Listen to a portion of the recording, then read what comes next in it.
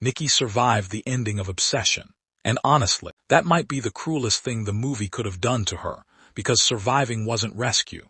It was punishment, and the original ending Curry Barker almost used would have let her escape all of it completely. Welcome back to Movizo. Today we're talking about the ending of Obsession, and the one decision that completely changed the emotional impact of the movie. Because originally, the film almost ended very differently. And once you understand why they changed it, the entire story becomes way darker. Not just scary, sad. Most people watching Obsession probably don't realize this, but director Curry Barker originally planned a full Romeo and Juliet style ending. Bear dies. Nikki dies. Everything ends together. Clean. Tragic. Final.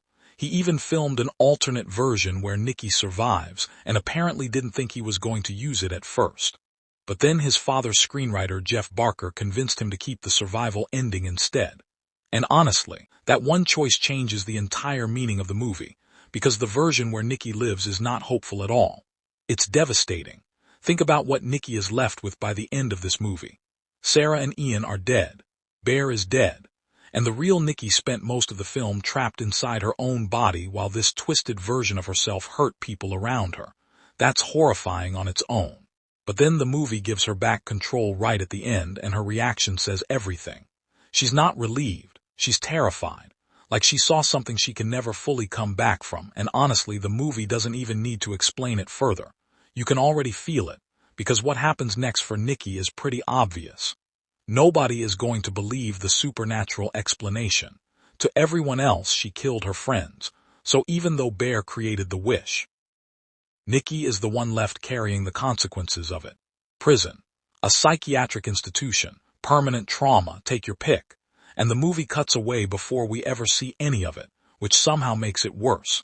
Because your brain fills in the rest automatically. What makes this ending really painful is realizing Bear never fully changed. Even in the final act, he keeps hesitating.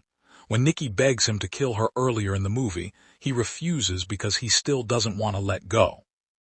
And later, when he finally decides to sacrifice himself to break the wish, he still backs out, twice. Instead of pulling the trigger, he swallows pills, then immediately regrets even that and tries to survive. That detail matters, because Bear doesn't die as some tragic hero. He dies scared, still trying to undo the consequences of his own decision. And Nikki is the one forced to live with everything that came after. That's what makes the survival ending feel so cruel. The Romeo and Juliet version would have shared the tragedy equally, but this version leaves one person standing alone in the wreckage, and it's the person who deserved it the least. The survival ending is absolutely the right ending, not because it's happier, because it's more honest. The movie was never really about wishes having consequences for the person who makes them. Bear dies. His punishment ends there. The real horror is what happens to the innocent person trapped inside someone else's obsession. Nikki didn't make the wish. She couldn't stop it. And now she has to keep living with what it turned her into. At that point, Obsession stops feeling like a horror movie and starts feeling painfully real. That's why the ending sticks with people. Not because it's shocking, because it feels unfair, and life usually is. Would the Romeo and Juliet ending actually have been more merciful to Nikki, or was letting her survive still the better choice? Even if survival basically becomes another form of torture, real answers only. Drop your take below. Obsession made the harder choice, and honestly, probably the smarter one too. A movie about toxic desire and control was never going to end with clean symmetry. It ends with someone still trapped inside the damage another person created.